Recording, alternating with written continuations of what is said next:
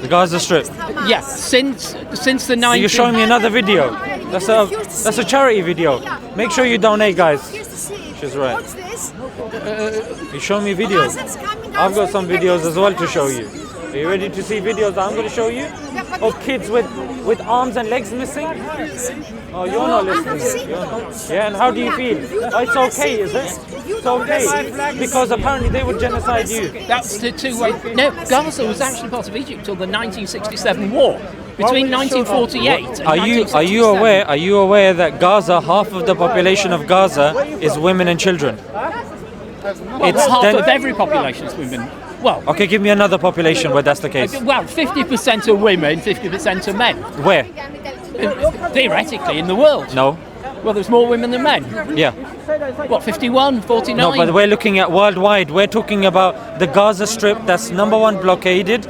Number two, not only is it blockaded, but there's a concentration. It's densely populated. Oh, it's terrible. And on top of that, every now and then, Israel does a process called mowing the grass, in which they've made the point very clear: when a population reaches a certain age, they start bombing it. Then again, they have to raise kids again, and they're not of a. That's why the population is like that. Why isn't Egypt doing something? Because it's on the Egyptian border. Why don't they have their So side if of you it? attack me, then the first question should be, why the hell are you attacking me? Not, oh, why isn't he jumping in?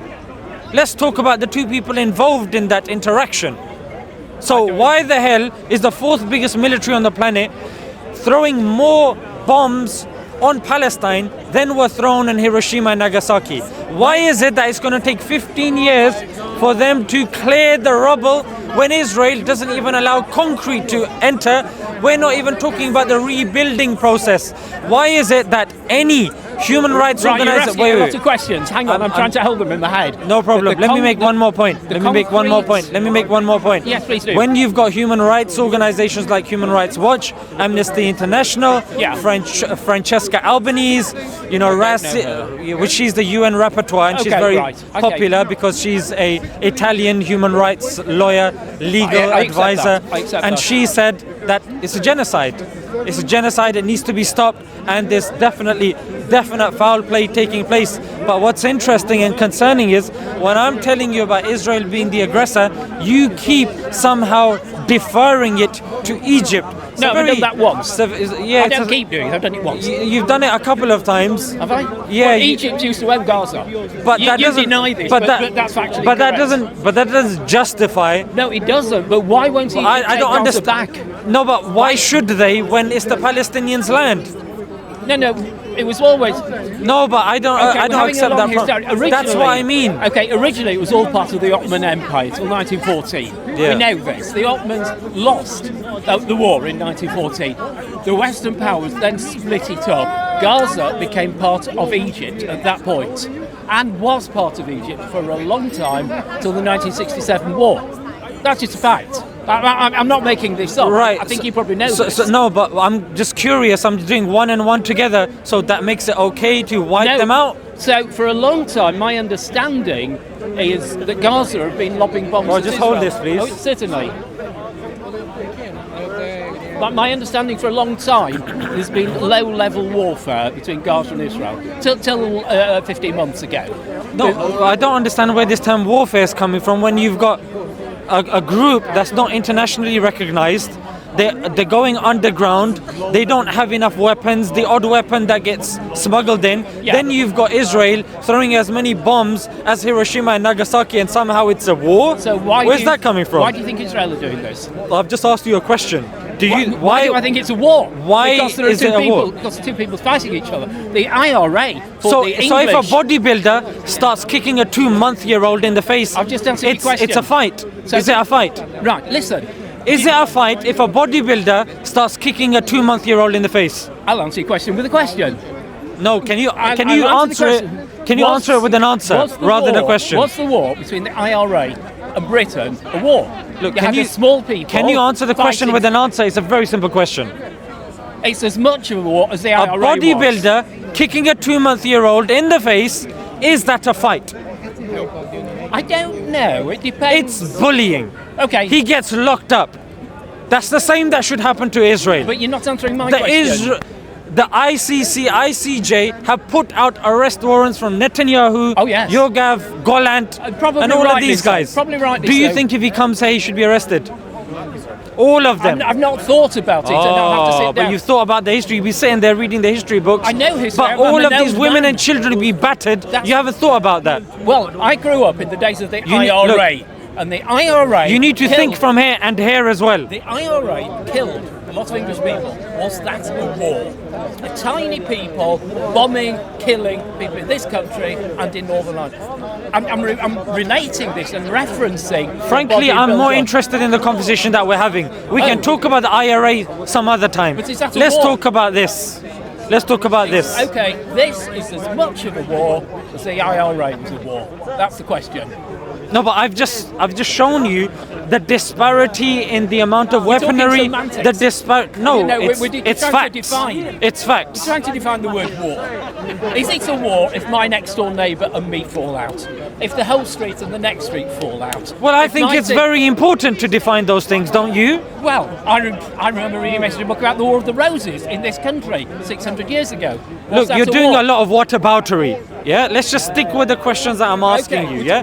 Now, if you've mentioned the war, don't you think it's important for us to define what war is? Oh, yes. I would argue yes. You're saying that's semantics. Yes. However, if we now move this forward and we have UN reports that suggest that Palestinians have tried to peacefully protest. In 2018, the UN have released a 250-page document in which they detail that the Palestinians were peacefully protesting.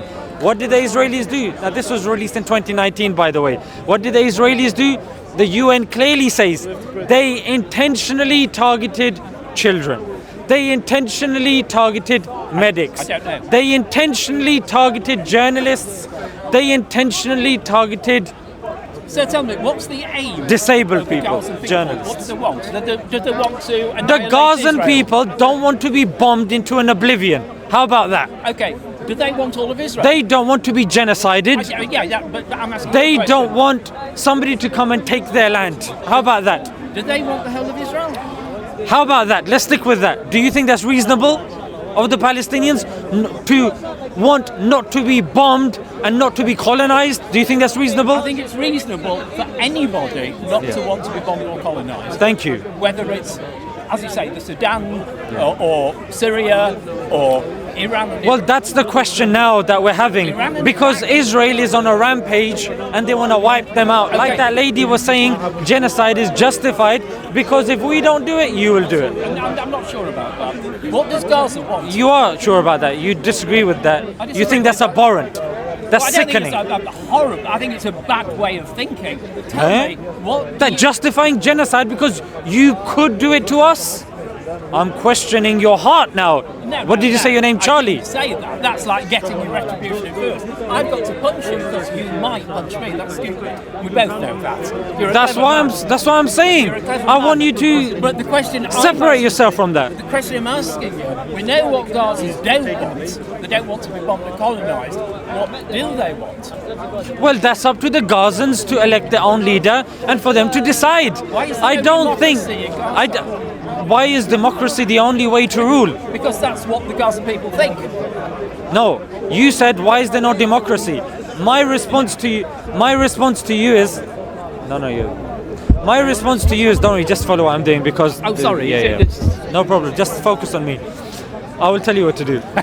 Right. Because with the camera, sometimes what happens is it loses focus. Oh, okay. I'll take my hat As off long, then. as long as you're here, you're fine. Okay. So when it comes Did you to have to put democracy, powder on my forehead like they do on the television? no, you're good. You look very handsome. So I'm 71, man. It's, you're still You handsome. look very handsome, but I'm not gay. I'm a widow. Neither am I. I had Neither a am wife, I. so No but it's homo. very kind of you to say No so. homo. Yeah, so when you're saying why don't they want democracy? Firstly, we haven't interviewed the Gazans. We don't know if they want democracy or not. Number two, why is democracy the standard? Yeah, let them decide what they want and what they don't want. That's up to them.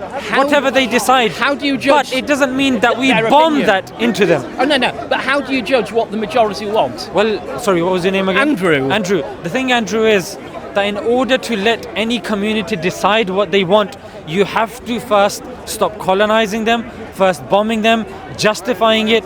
There are people that are doing that. I'm talking about the Israelis need to be held. I'm accepting that. I accept that. You to keep saying account. it, and I accept it. No, the reason why I'm saying that is because that's part of the response that I'm giving you. But the two things are not mutually exclusive.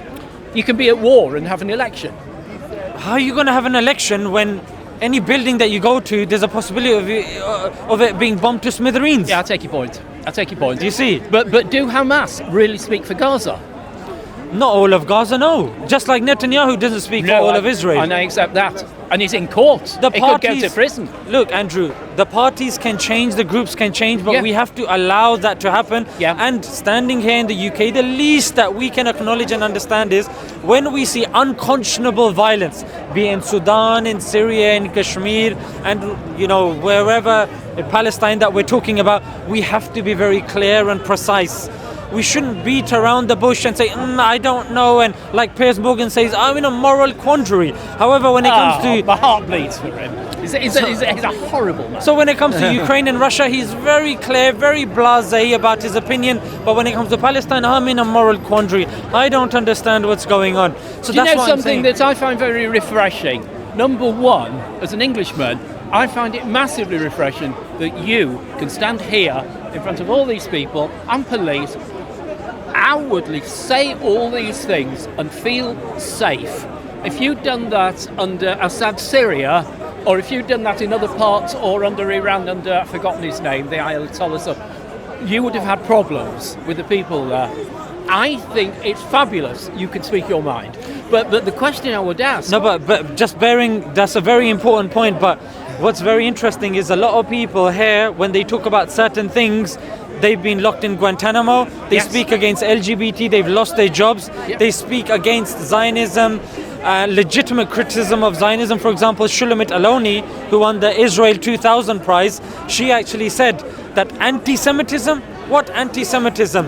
It's used to critique those people with legitimate case and issues against Zionist Israel. So you have a lot of people that with different opinions. Well, that's what I'm saying. I get this. And there are certain people that will say certain points, even in this country, they will lose their job, they'll be locked up, they won't see freedom again. In this country as well. I would take issue. I've heard some very, very extreme views in my time.